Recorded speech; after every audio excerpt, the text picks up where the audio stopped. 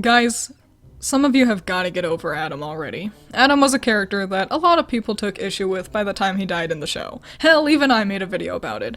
But the thing is that I felt Adam just suddenly appearing at the end of Volume 6 just to immediately die was using him poorly and did a poor job of fleshing out Blake or Yang. But a ton of people just seem mad that Adam... Well, to put it bluntly, they're upset that he wasn't the character they all decided they wanted him to be. I've seen tons of comments and Reddit posts about people wishing Adam would actually murder Weiss, and that he should be the strongest person in the show, and that Cinder should totally fuck him, and blah blah edgelord shit. But really the issues so many people seem to have with Adam just boils down to headcanon. The first thing most people bring up about Adam is this concept of him being a mentor to Blake versus him being an abusive ex. And let's make it clear, he is an abusive ex. Volume 3 spelled that out loud and clear. That is the canon, whether you like it or not. But people like to claim that RWBY suddenly ruined him by changing him from how he was originally portrayed, so let's explore that idea. Looking at Adam's canon in-show screen time before this moment where the abusive ex idea is established, hello, my darling. Adam has 2 minutes and 17 seconds of screen time.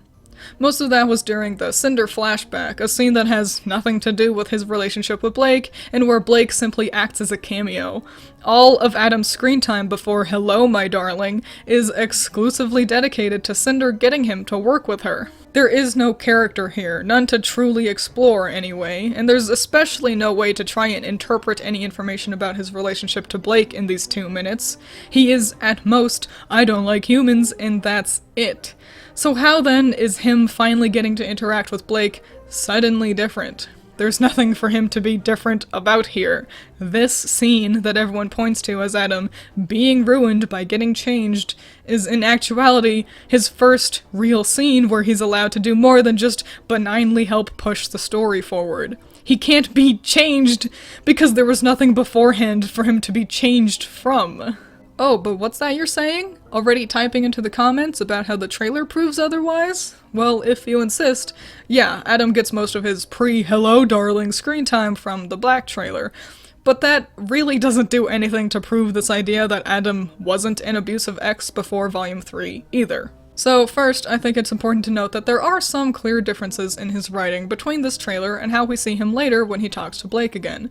The ham-fisted, over-the-top darlings and shit aren't seen here, but I also think it's important to remember 2 things. First, RT sucks at writing anything with nuance, especially bad guys. Just like Tyrion chewing up the scenery to prove he's crazy, and Jacques doing his best to look evil while talking to Weiss, Adam pulling out these over-the-top phrases to show how abusive he is par for the course with RWBY. It's not written particularly well, but him being abusive is clearly established. The second thing to remember is that not only are RT bad at keeping characters consistent just in general, sometimes literally having them totally change mid-scene to push whatever it is they want to happen. We're not ready. And we never been ready. And we are just gonna sit around and wait for graduation day. They're out there, still we're playing Minutes, and none of us know what it is, but it's coming. Whether we're ready or not. Okay. I'll give you say I. Yes. I love it in her face. Well, I suppose it could be fun. You were. Then you trained us. Come on, Harriet! We're playing right into Salem's hands!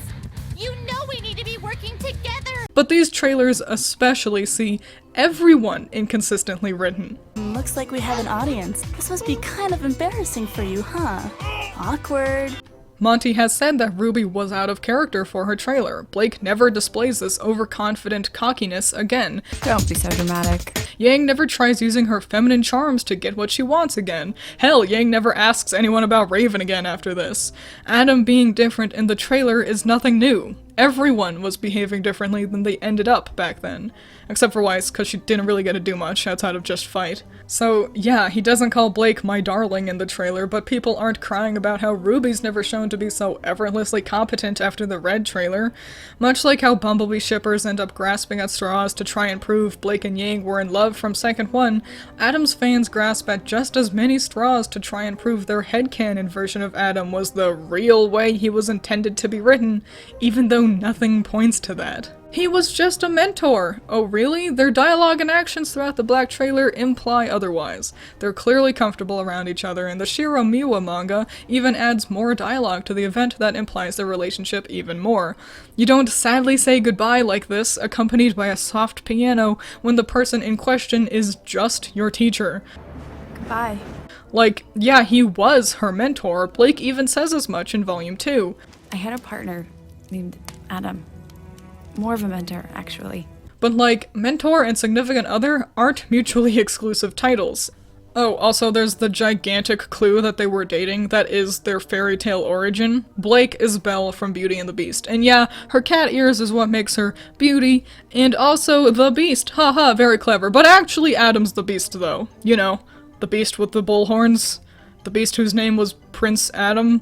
The one who had the wilting rose representing his life without love, the one Belle marries. Yeah, I think they were dating, guys. Complain about how you don't like the use of fairy tale references for anything outside of character design all you want. It doesn't change how, especially early in the show's lifetime, the characters did use fairy tale references like this. The way Blake mentions him after Yang breaks Mercury Lake only continues to push the concept that the two were romantically together at one point.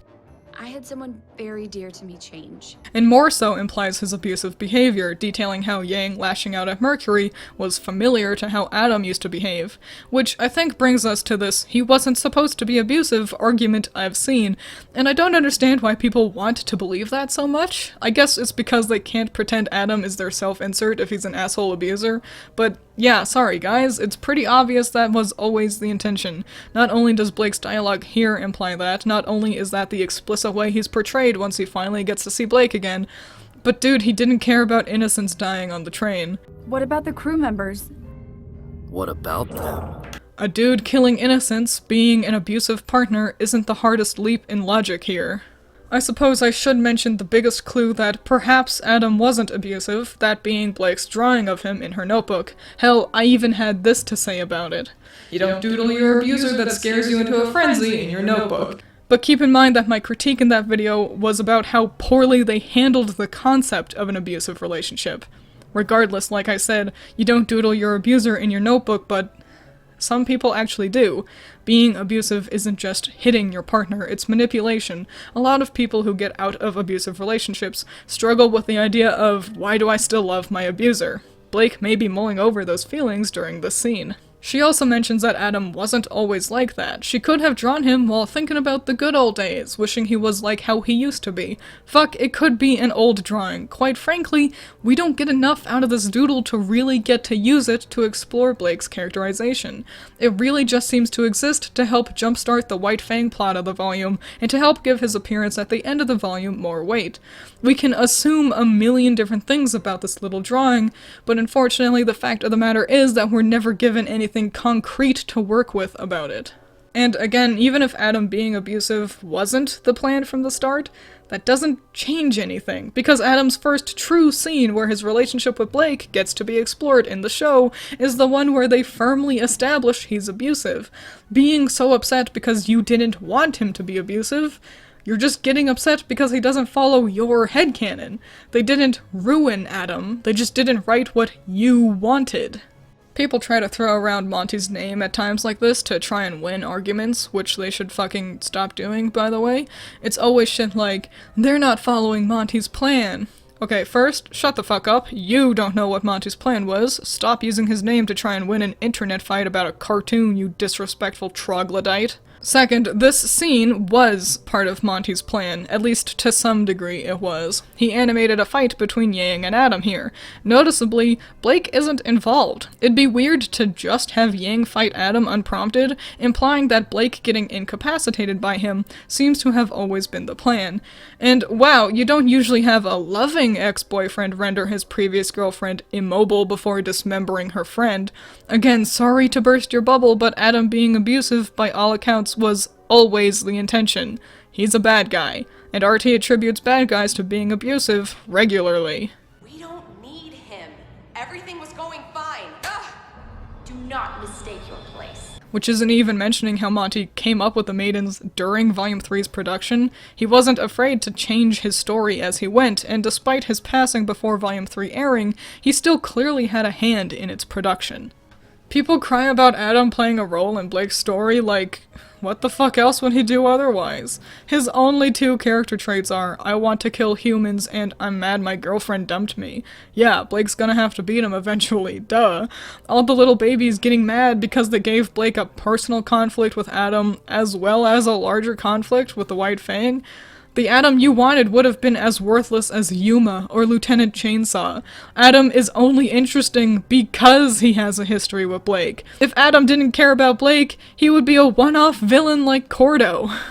Volume 5 proves that, because despite the last time we'd seen him had been him swearing to ruin Blake's life, to destroy everything she loved, Adam went right back to just focusing on White Fang shit. And you know what he did in Volume 5? Fucking nothing. Killing Sienna? Not important. Taking over her throne? Changed nothing. Joining the attack at Haven? If he was absent from the event, nothing would have changed. He was really only there to give Blake a moment to have a saucy comeback. Literally removing him from Volume 5 would mean nothing would change in regards to the plot or characters. That's what people cream themselves over how they wanted Adam to be, what they throw a tantrum about not getting. Boo-hoo-hoo, Adam gets to be interesting via his relationship with Blake. I've never heard people insist that allowing a character to matter more to the story was ruining them, but I guess the RWBY community cares more about having an empty, blank slate to self-identify with than having a good show play out. And like, don't get me wrong, I still agree that Adam wasn't handled well in Volume 6. Like I said earlier, RT is bad at writing nuance, especially for villains. Him being abusive wasn't written well, and beyond that, him being in the volume was a letdown, showing up suddenly without any proper setup, just to die the next episode without the dramatic reveal of his scar doing anything. Adam, as a concept, was handled poorly. But you gotta get over it already. He died 3 fucking years ago.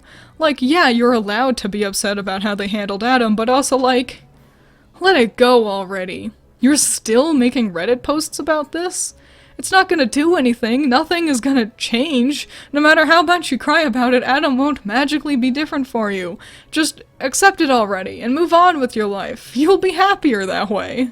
The moment he was given significant screen time, people insisted he was ruined just because he didn't follow the headcanon they wanted for their self-insert.